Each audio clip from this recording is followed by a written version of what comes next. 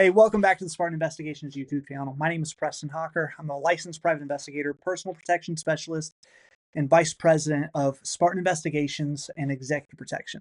This channel exists to give people just like you real world strategies, real world tips, things that are going to help everyday people just like you, civilians, protect themselves, protect their families, and make their community safer. Today, we're addressing one of the toughest but most important topics, especially with the trends that we've been seeing in the news recently. The subject is how to survive an active shooter in a public place. We're talking about your place of business, your church, even a shopping mall. I hope you never need what I'm about to share, but if you find yourself in the middle of a deadly, violent threat, these steps can literally make the difference between survival and tragedy. But before we talk strategies, before we talk tactics, make sure you hit the like button, subscribe to the channel, and let me know in the comments if you've ever survived a violent incident like this. We're looking to bring people onto the show to share their experiences, and I'd love to have an opportunity to connect with you. Now, let's get into this.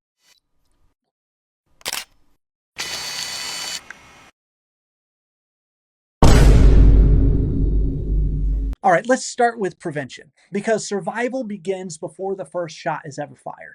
Prevention is what Patrick Van Horn's book, Left of Bang, is all about. If you're looking for a resource that is vetted and can help save lives, you need to get a copy of his book. It's at the top of my list for safety and security books that I recommend to everybody. The most powerful tool you have is situational awareness.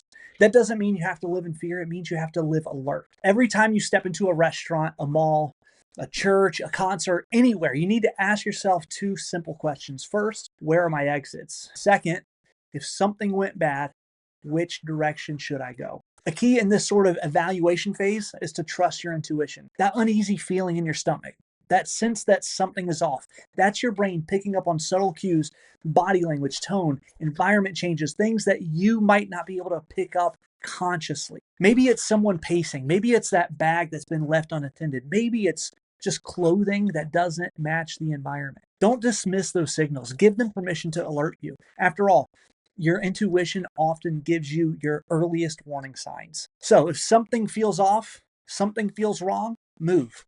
Reposition yourself. Exit the area, or at the very least, get eyes on what's making you feel uneasy and conduct your own investigation to determine if the feeling is just a feeling or if that feeling has some substance to it.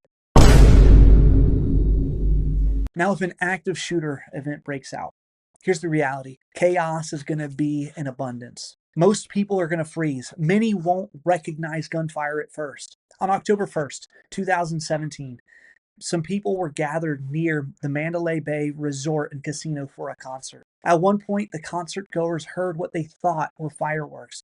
Only the fireworks sound weren't being accompanied by any lights in the sky. That night, a lone gunman with a rifle unloaded about 1,000 rounds from his hotel balcony, killing 60 people and wounding hundreds more. It started at 10:08 p.m. The first reports of shots fired as singer Jason Aldean performed.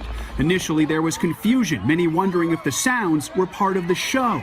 It's fireworks! It's fireworks! Stop! It's fireworks! In case you didn't know, you need to understand this. Gunfire in real life doesn't always sound like it does in the movies. Depending on your environment and the caliber of the round, it could sound like fireworks, like a popping noise, or even just like metal dropping. And in the moment, your brain may try to rationalize away the idea that you're actually in serious danger. But in moments like those, seconds matter. The faster you go from denial to decision, the better your chance of survival is going to be. So expect screaming. You need to expect alarms. You need to expect that people are going to run in every different direction. And you need to remember, crowds often bottleneck at main exits. So don't automatically follow the herd. Look for alternate routes. Now, imagining you're in the middle of a deadly violent attack, let's walk through some of your options. Your first option is to run if you can run. Distance is your greatest protector. The farther you are from the shooter, the harder you are going to be to target.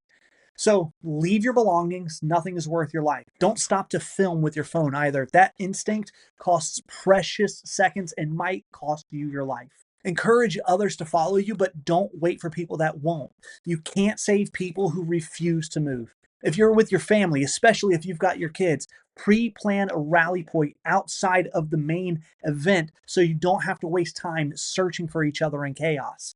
Second, if running isn't possible, you need to find a place to hide. Sometimes the exits are blocked or the shooter is between you and the way out, and that's when you need to hide. If you're hiding in a room, lock and barricade the doors with anything that's heavy that you can put in front of the doorway.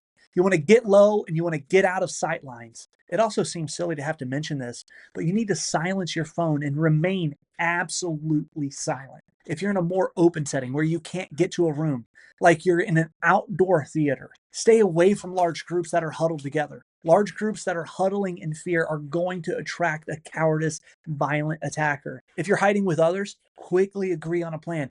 Decide who's going to call 911. Decide who's watching the door or watching maybe the corner that you're hiding behind. Decide where you're going to move to next, if you're able to move at all. The last option in this protocol is to fight. Fighting as an innocent civilian is going to be your very last resort, and it's only going to be your option if the attacker breaches your hiding place and your life is on the line. This fight isn't about martial arts. It's not about technique.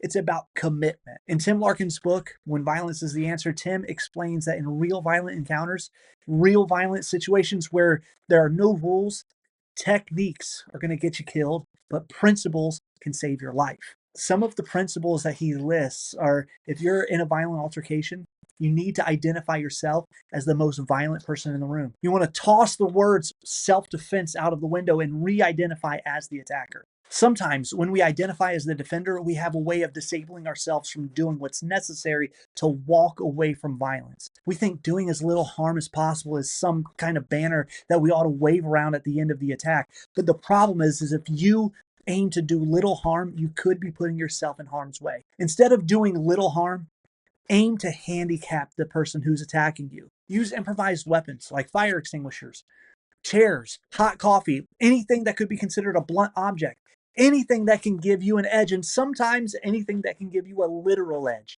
And if you're not alone, coordinate, swarm, overwhelm, and don't stop until the shooter is no longer a threat. One of the hardest things to overcome in these situations is the freeze response. Freezing is normal. Your brain tries to process, but it stalls. But here's the encouragement. You can train yourself to break through that freeze response. And here's how. When you walk into public spaces, mentally rehearse. Ask yourself, if something were to happen right now, what would I do? Where would I go? Where would I hide? What could I use as a force multiplier to fight off an attacker if it happened right now? That simple mental exercise gives your brain a shortcut. In a crisis, instead of freezing, it retrieves the plan that you've already rehearsed. And I know this to be true because these are the same types of mental exercises my team and I do when we're on protection details with high value clients. Remember, in these events, seconds save lives. Don't wait for instructions. Don't wait for permission. Don't wait for somebody else to move. No one is responsible for your survival, for your family's survival, but you. At Spartan Investigations, we don't teach people to live in fear. We teach people to live prepared. The truth is, the world can be dangerous, but preparation turns panic into action. So here's your action plan for surviving a deadly violent threat. 1, trust your intuition.